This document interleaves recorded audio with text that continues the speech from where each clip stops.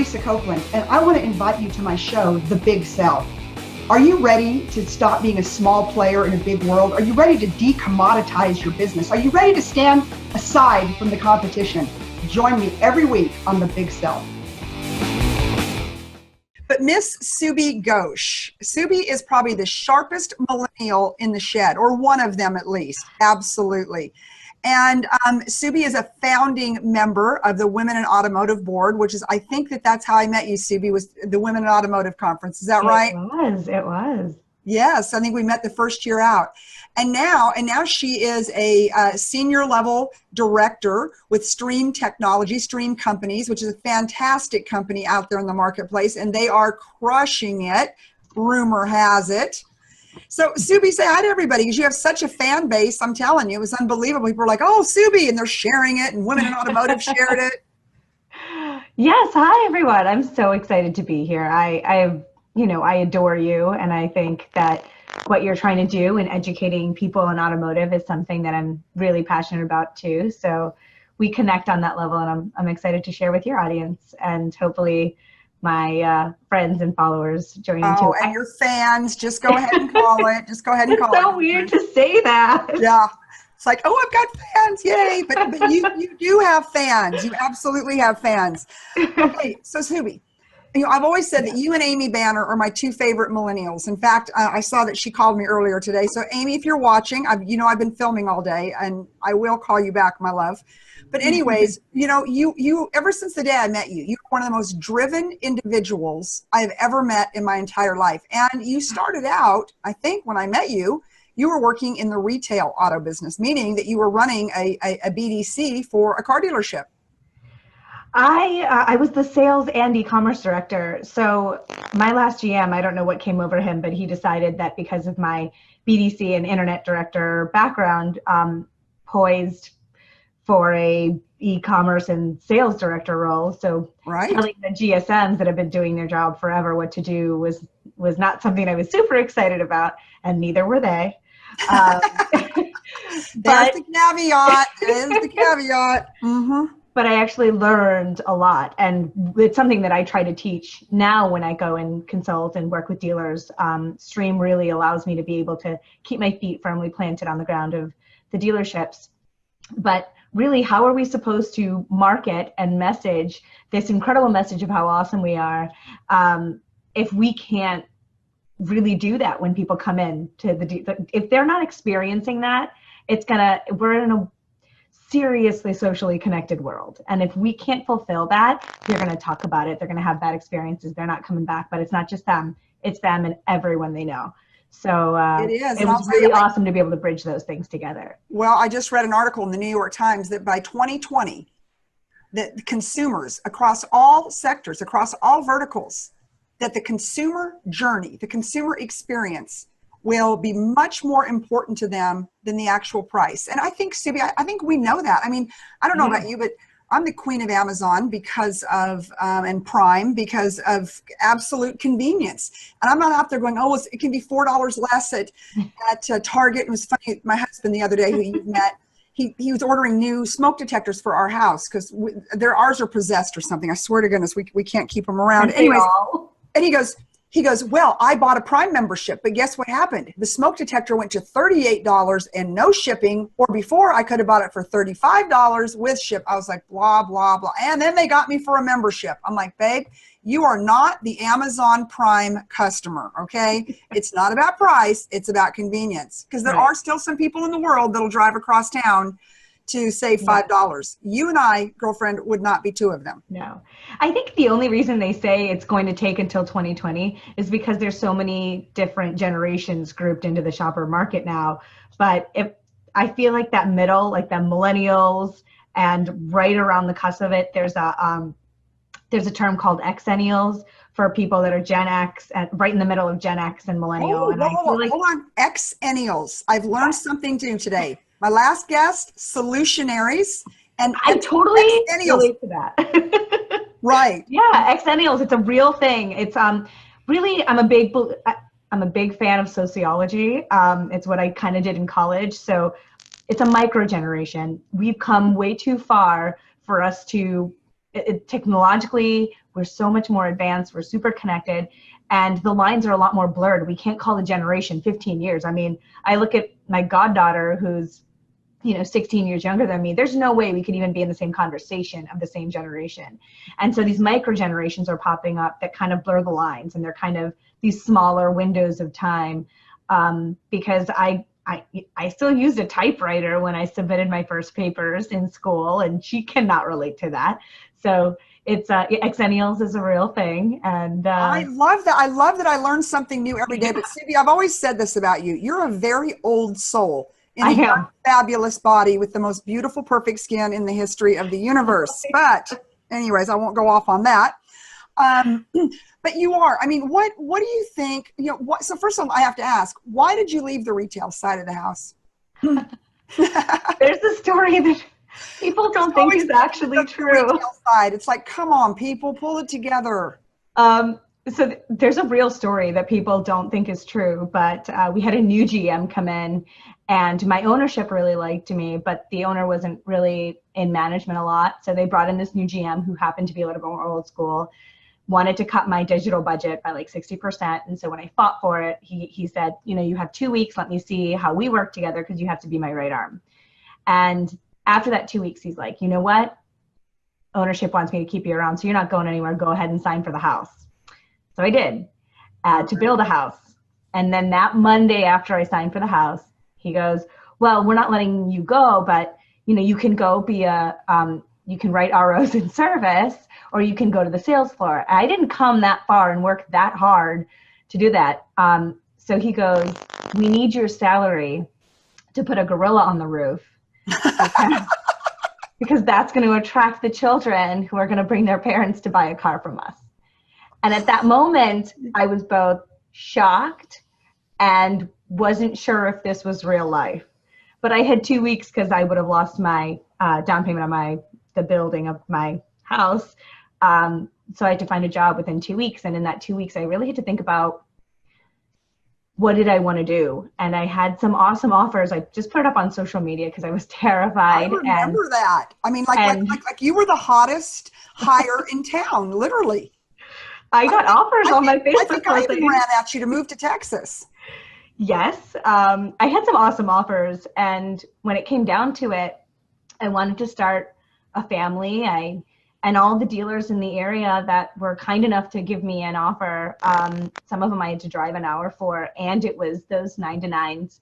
And so I think the hours are a really big reason why myself and my colleagues who have made the switch, I think that's a big factor. The hours, the work-life balance, but it's also the fear-mongering, the lack of real leadership, managers who don't know how to manage, and this siloed approach in dealerships. Just every department functions on its own, and there's always butting heads, and there's not really a lot of camaraderie and teamwork there.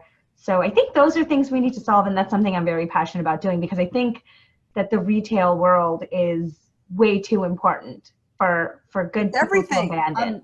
Because don't forget, Subi, if there is no retail car dealer, I don't have a job and you don't have a job. Exactly. So you and I spend every day, all day, every day, it seems like, good grief, trying to solve people's problems. In fact, I just got a text from somebody, from Toyota. It's like, help.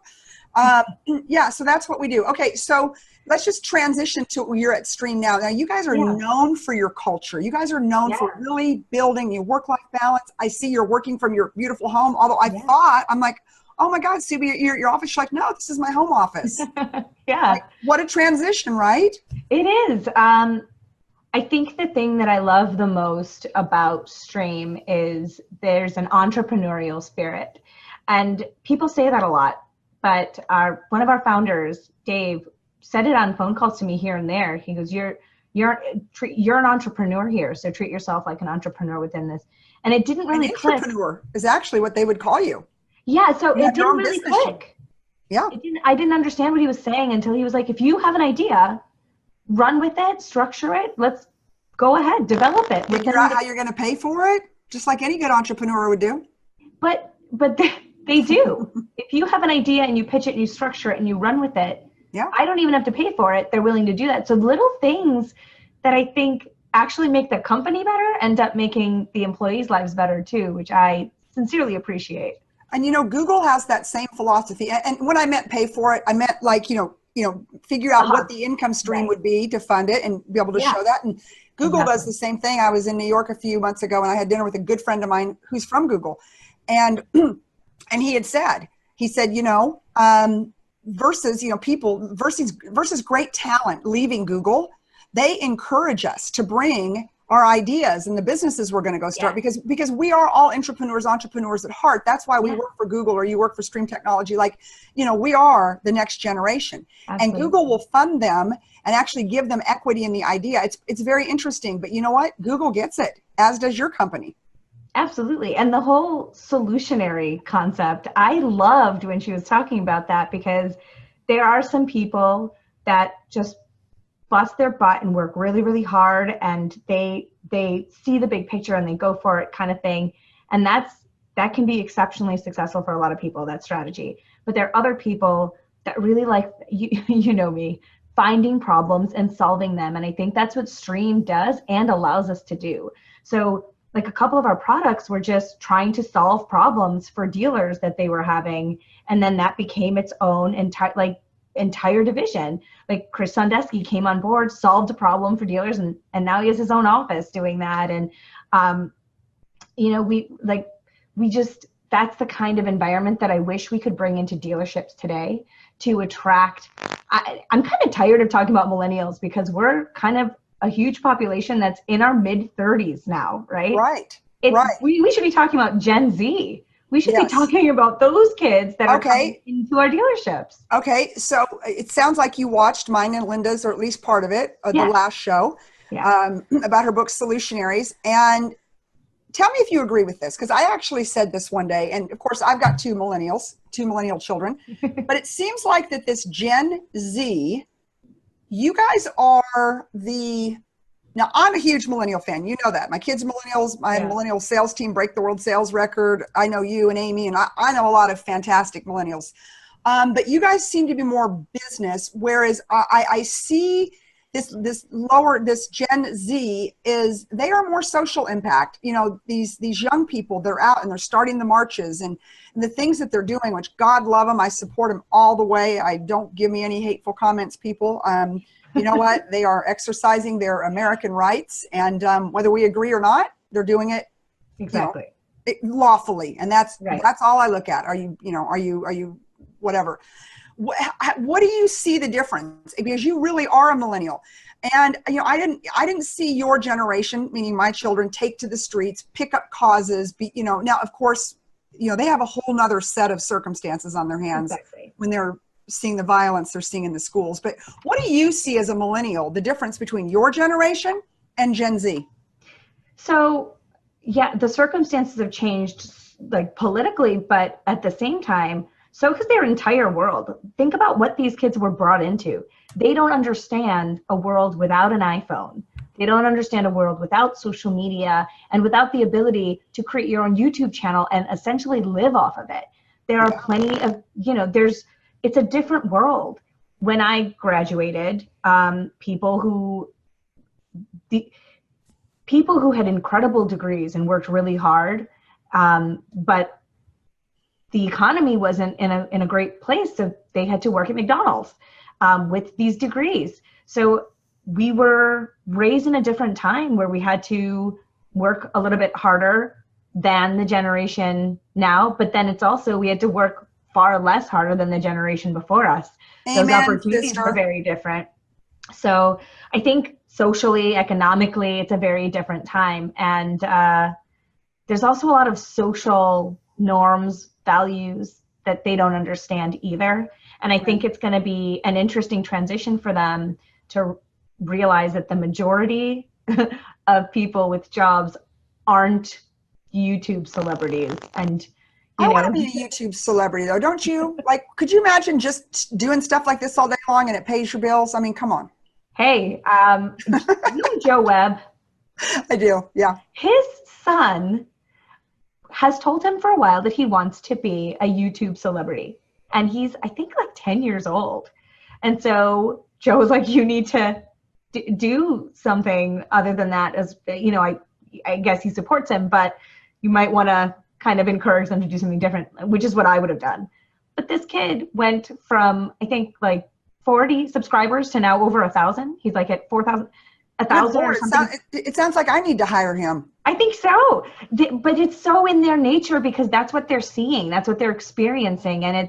And being in front of a camera is very normal for them. It's very normal. It's very normal. I think sociologically, we're going to see what comes out of the trends and behaviors of that generation. It's not defined yet. But if I can base it off of the kids of that age that I'm around, like my goddaughter, oh, I'm worried.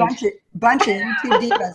Now, something I want to throw in, because of course, I'm very, very pro dealer, and we had Annette Sakura on our show a couple of days ago, and she's the former chairwoman of NADA. And now she serves on, and the only chairwoman in 100 years, I might add. And yes, Subi, I invited her to Women in Automotive, girl. You know I did. Yes. You're reading my mind. You have to ask. And anyways, she's a dear friend of mine. I love her, dealer here in Texas, and just a real pioneer. But she gave us some stats about auto dealers, which I did not know. There's U.S. New car franchise dealers employ 1.1 million people with an average average earnings of $1,200 a week. Those numbers are staggering. So you've got this amazing opportunity in the retail auto business, amazing from a employment standpoint, what the car dealers do for the communities, the taxes they pay, how they support the baseball team. I guarantee you, nobody else had a sign on the baseball team diamond but me and a couple other car dealers back in the day. So, that being said, I want everybody to know we love car dealers, but there's got to be a better way. And that's why, I love to bring Subi and some of the younger thought leaders in the industry on, because I think it's like everything in life. It's about perspective, and the generational perspectives, which I love that you said that, are different. So I want to shift gears for 1 second, Subi. Did you watch the wedding? Can we just talk about Meghan Markle, please? Please. She's beautiful. Oh. I'm typically obsessed with all that kind of stuff, but I actually didn't watch the wedding. I watched, here and there as information was circling through social media, but I didn't. Really? You were not one of the ones up like me? I had to nap all afternoon. I was so worn out. Well, two things. I worked all weekend to get all my Women in Automotive schedule stuff done because I'm going to Ireland next week. So I want to get all that stuff squared away. But I just feel like there's so much going on that maybe we did need something like that positive. Right. But I'm also completely overwhelmed by some of the nonsense on social media. So I find myself removing myself from it quite a bit. So I just kind of needed to take a break.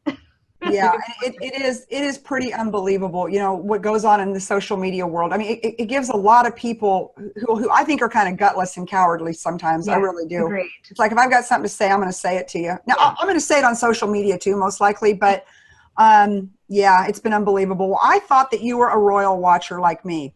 I used to be. Because she's your age. I know.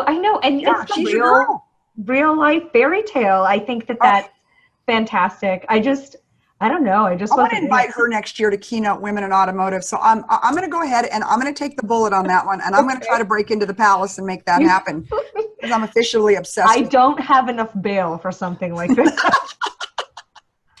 Crazy American woman goes and pitches Princess, or no, I guess she's Duchess. Duchess. Is she Duchess officially? Yeah, I think so. Duchess Meghan. Anyways, she's perfect and fantastic. Okay, speaking of women in automotive, well, first of all, everybody out there, can I tell you the amount of work that Subi and her team have to do to bring together our conference? People like me that sit on the board also. Now, Subi is a founding board member. I mean, she's been in it since day one. She helped put together the whole concept and really has championed it. And people like me, we just promote it, talk about it, show up and drink a lot of wine, but there is not a human at that conference. Not only does Subi, so when we're on stage speaking, Subi is going, get off now. I mean, because we're always running way behind because speakers like to speak. That's what we do for a living. But Subi put together a lineup that is like, whoa, I mean, unbelievable. I'm not just saying that. I don't get paid on ticket sales. But I'm telling y'all, there is not a conference in this country in any vertical, I don't care what it is, that will rival this year's Women in Automotive Conference. So first of all, Subi, on putting together the strongest speakers lineup in the history of the universe. The only person we didn't get that we wanted, I'll go ahead and say it now, was Mrs. Mary Barra. Yeah. That would be another one that there probably wouldn't be enough bail money, because I would go find her too. I love her. Big love her. We're aware. But that being said, I mean, congratulations. So can you tell us anything about any of the speakers? Or I can. Drop some names now. Sure. I'm going to drop some names because I can't even get into all of their titles and jobs. Oh, right, exactly. And maybe if there's a few titles I might remember, who knows? Yeah, so we have Cheryl Connolly, who works in the C-suite at Ford. We have Tanya Katan. We have, oh my gosh, all the names are like disappearing from my brain all of a sudden. Dustin Bird. We have Brian Benstock from Paragon Honda, who's going to speak first, and then followed by Google. And he and Google are working on a project together, so that's very exciting. Yeah, it's about the future of automotive, which I think frictionless, is really frictionless. Yes, so we've got topics. We've got keynotes talking about emotional intelligence. We've got a panel of incredibly leading women talking about confidence and culture. It's going to be amazing. My good friend Kendrick Shope, who is leading sales authorities in the country, just gets on the Steve Harvey show every now and then. It's okay. She's a big deal. She's flying in to speak. She's super excited. I mean, there's this little known name that's closing out our show too. Do what? There's a little known name closing out. Two little known names closing out our show too. Yeah, who would those be? Michelle Morris from Facebook, and this little known number called Lisa Copeland. Talking about the big sell. Facebook, I can hardly stand myself. She's going to be like, "You're the one that is shutting down the bandwidth of Facebook. You're on shows all day long, every day. It's you, Copeland." Hey, I'm sure they love it. Oh my God, I am so excited. I can't even tell you. I'm just like giddy about it. Like I'm and Frank Lopes. I hope we're allowed to announce that now. He and I were texting. This is where it's being announced, because it just got announced. Well, funny, he and I were texting yesterday, and I texted him. I'm like, "Oh my God, I just saw your." And he goes, "Is it official yet?" I'm like, "It's official, but you better not put it on Facebook." And I just did. Yeah, we were going to do something fun, but surprise. Well, hopefully nobody watches this show. And of course, the beautiful, amazing, fantastic, the hostess with the mostest, Eliana, will be back for the fourth year. I feel like she was born. She was MC. She was born for the stage. She's so gorgeous. Beautiful. She's so engaging. She's confident. She rolls with the punches too. I mean, last year she had to MC by herself. Oh, and she was exhausted. I mean, you remember at one point her heel broke. Yep. And she's like, "Okay, well, my heel broke, but I'm just going to," she guts off to another. I mean, girlfriend, she is, I hope she's watching this, but we love Eliana. And of course, did we get our leader and our founder, Christy Roman? Did we talk her into speaking? I know our dear friend and the fabulous Jody DeVere is speaking. Yeah. I saw that. Susan Lane from Hoffman Auto Group. Yep. Joe Webb, Danny, Evelyn, Chantal, who else? Joe Webb and Danny Benitez are doing like an improv your business breakout session. Okay, fun. Who else? So many. I don't know. There's so many. It's unbelievable. It is unbelievable. Now, oh my gosh, I saw that Tesla is speaking. Yeah. Okay, now so Tesla was at our last event, and I had a little fun with them from the stage because. The reason they went to shopping centers might have been because of my dealership. So I did call them out publicly, and I'm glad they're coming back. But yeah, so I mean, Tesla's speaking. Tell us who some of our sponsors are: Cox Automotive, Tesla. Oh my gosh, Cox, Cars.com. Yeah. Auto Trader. Cox Auto Trader, Dealer Inspire. Right. I know we're going to get in trouble. I do this to you every single time. I'm sorry. I can just tell you guys, if you have not bought your ticket, number one, it is for all the women in the automotive business. And if you're considering going into the automotive business, like let's just say that you have followed me or you followed Subi or any of the other women who, we're always out there in front, and boy, we got, we're out front talking and we got all the arrows in our backs. Just I got a pretty good one today on LinkedIn. I'm like, just told the truth. Sorry. It is what it is. But it's not just for women too. I Yes, mean, we well, that's can't what I make was any going to say. change without the men. So Oh, we Tony want D. Tony Tony D will is be in the speaking. house. He'll be speaking. He's fantastic. We love Tony. He speaks every year. But it's for the men too. I mean, that's why we have set up a men's board. I can't announce them all. I know we shouldn't, but boy, it's a powerhouse. A couple of the names that we announced that are speaking are on our men's board. If men and dealer principals, general managers, men, if you want to come, if you want to see what this is all about, we are about elevating the automotive industry. Everybody is invited. We are inclusive. We want the men there. I mean, we need feedback. I mean, we want to together raise the industry that employs 1.1 million just on the retail side. I mean, Americans, that's unbelievable. I mean, it's a powerhouse industry, but it'll be pioneers like us that change it. You know, people, you know, like Subi and you know, the whole team that puts together the conference for zero money. This is absolutely love. It is her heart. And when she says she worked all weekend, she's not kidding, because she had to go to, I don't know, 60 speakers like me and go, well, I changed your bio. When you changed it, I can't even imagine, Subi. I would have killed me personally. And the other 59 like us, but you were so sweet, and you kept it together. But this conference in Orlando, now we're not sold out yet, are we? No, we're not. Okay.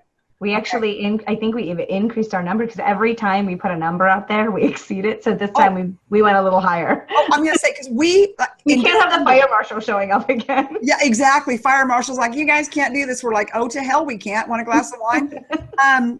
But in California, in California, we all thought, oh God, I don't know if this conference is going to be big. It's in California in December. I mean, standing room only, not enough rooms. Huge. And all the California dealers and that whole West region, they were like, oh my God, come to California again, which we are the next time. We're going to be right before the LA Auto Show. But I'm not joking you. If you want to be in the automotive industry, if you're in the automotive industry, man, woman, whatever it is, Subi, is it not the most fun we have, bar none? I mean, I think people, yes. Although you and I had a good time at NADA, because we were on the stage singing. But prior to that, not NADA, a digital dealer. Yeah, but it's also, I think it's a larger scale event, but it's also, for some reason, no matter how much we grow, it still feels incredibly intimate. People have really engaging conversations. Some of the best learning happens like at the bar. The best learning happens at the bar. And this time we're doing a speed meeting networking session on the first day before we actually open. So you're walking into the conference knowing people. We got that from the Leading Women's Network. They did a great job. So we're stealing that idea and allowing our people to network with each other truly. Sorry? So we're just borrowing it. Yeah, exactly. Great ideas need to be making it our own. And we have quite a few fun, engaging interactive sessions and networking opportunities throughout the event. So it's lots of wine. Is Sherry's Berries coming back with her amazing chocolate, grapes, and strawberries? Please tell me. No, I don't think she is. Sherry, if you're watching this, we need you desperately. Oh yeah, it's gonna be a great show. Laura Madison, she's speaking, right? Laura Madison, she's talking about swimming upstream, talking about going through challenges with grace. I think she's one of the most incredible. She is absolutely. Laura, if you're watching this, we're so proud of you, how you have carried on Alan Ram's legacy, and just how you've done it with such grace and determination, and you're such a beautiful thing. And then our own board member, we have to talk about her, Joni Stuker. Oh my gosh, I'm not ready for that. A wreck a year ago, 2 years ago, a terrible wreck. I mean, terrible. I mean, she shouldn't be here today, and she spent a year and a half rehabilitating. And I'm not going to steal her thunder, but oh my God, eat a burrito. I'm just going to say eat a burrito, and do not miss Joni Stuker's keynote. No. It's unbelievable, Subi. I mean, Subi, don't you think that what we have built at Women in Automotive, I mean, sometimes we get a little testy with each other, stuff happens, or, you disappoint me or I disappoint you or whatever happens. But at the end of the day, when you're building a movement, like we have built in Women in Automotive, we have built a movement. We can set aside biases, personal opinions, and whatever. And when we come together in Orlando and in California, it is like no other. And you guys, so many of you, I mean, you guys are going to be friends for life. I mean, I can't even imagine us not being together doing something someday, somehow. because of our bond as being, you know, women pioneers in this industry? Ultimately, so I may rub some people the wrong way about this, but Oh, come on, Sue. Let's just do it. Come on. Okay.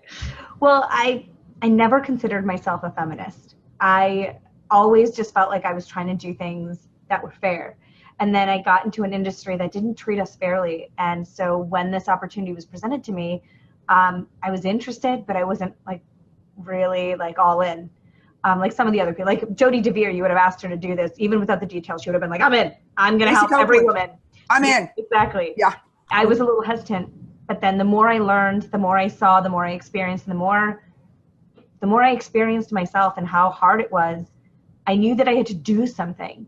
And for me, the women's topic is just the hot topic right now. And it's easier to talk about than some of the others. But the more we can change the women's concept, we can affect everything else. We can affect the millennials, the topic, the cultures, the just overall the culture, the standards. I think we can make this industry, it's already pretty awesome, but we can keep bettering it. Because if we do that, then we essentially end up affecting the consumer experience. And then it's full circle. And we don't have to be considered less trustworthy than Congress, because the people that I know, this industry that I know is so much better than that. Right. Yeah, we are better than Congress. And I have seen those reports too. It's like, really? Are you joking me? Seriously. But, you know, that being said, when we improve the dealership culture, when we bring more women to the table, what happens is, and we improve the customer journey and the customer experience, that means more women buy cars. So I like to say that we at Women in Automotive, we are our own, good Lord, economic stimulus package. And this is just water, y'all. It's not vodka. It's nothing else. I've just been filming all day, and so I'm kind of getting woo. Yes, but we are an economic stimulus package in ourselves, don't you think? Because we're not only inspiring women to come into the industry, who on average will earn $1,200 a week, which is higher than the median income in most cities. So that's number one. But when you bring women to the table, you bring women consumers behind them, because women consumers want to shop more. They want to buy more. They just don't like the experience. And so we're changing that. So dealers out there, send your employees to this conference.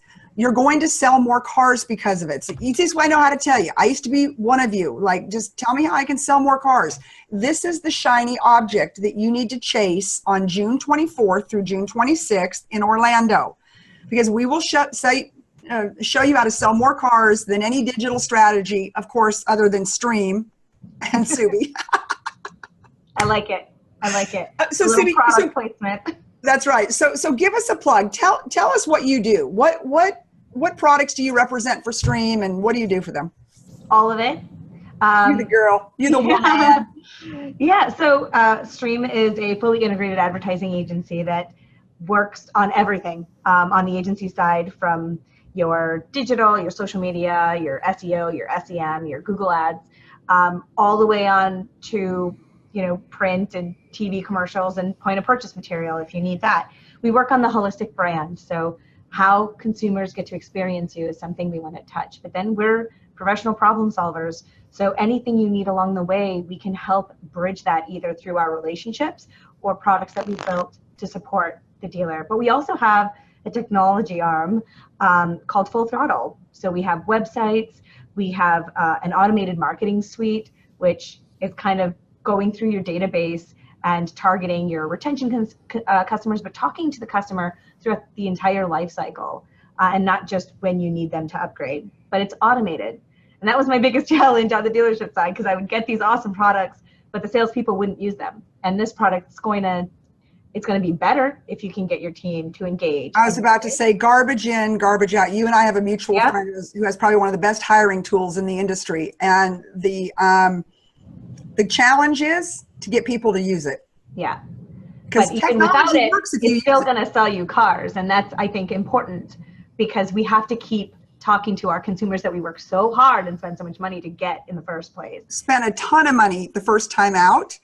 And it's so inexpensive to keep them in the game and keep them servicing and keep them. But somebody's got to be in charge. Somebody has to understand the technology and then actually implement it and execute it. Absolutely. That's always been a challenge at the dealership level.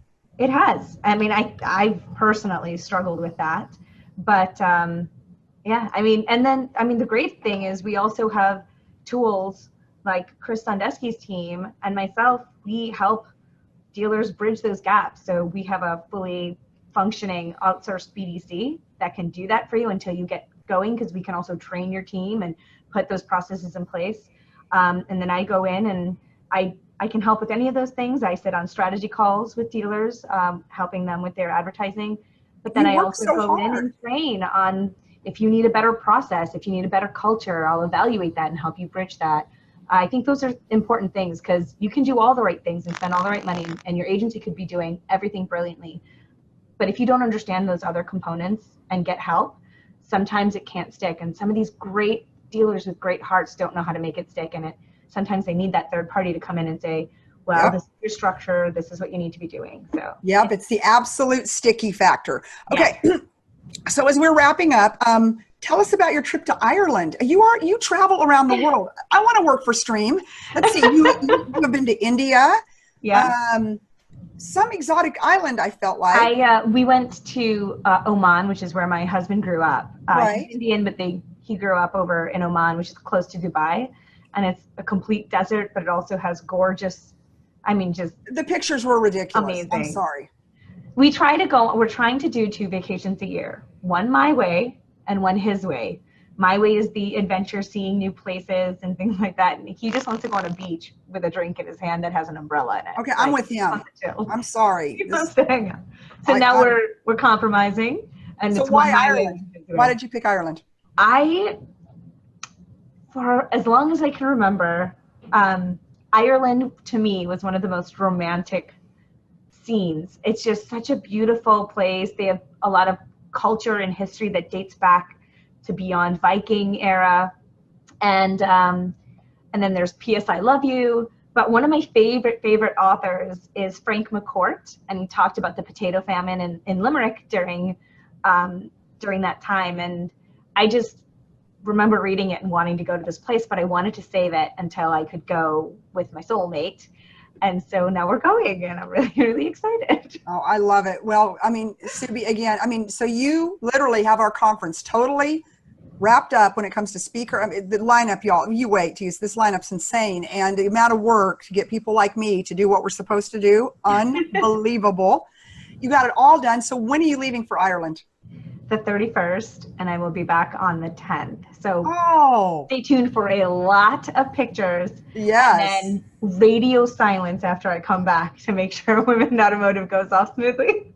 Well, and then on top of the fact, of course, you have to do your day job. Yeah. So, you work day and night. But anyway, Subi, I love you, sweetheart. And, thank you. You are a solutionary. I am so in love with that word. I can hardly stand it. I'm going to add it to something somewhere. Yeah, we have to. Solutionary. I asked Linda. And not all millennials just sit around doing nothing. That's right. No, I have never thought that. I mean, both of my kids work extremely hard and are extremely successful. So anyways, all right, honey, I love you. You have safe travels going to Ireland. You go enjoy it. You've earned it.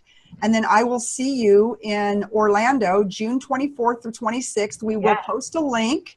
If Subi and I have inspired any of you today, man or woman, automotive now, or thinking about the automotive industry and just like a good party, join us in Orlando. All right, honey. Bye-bye. Thank you for having me. Yes, you're welcome. And thank you to Quick Pages. You guys are so amazing for doing all that you do. And so go to quickpage.com for video texting and video emailing. And anyways, everybody, thank you again for supporting the Big Sell. Take care.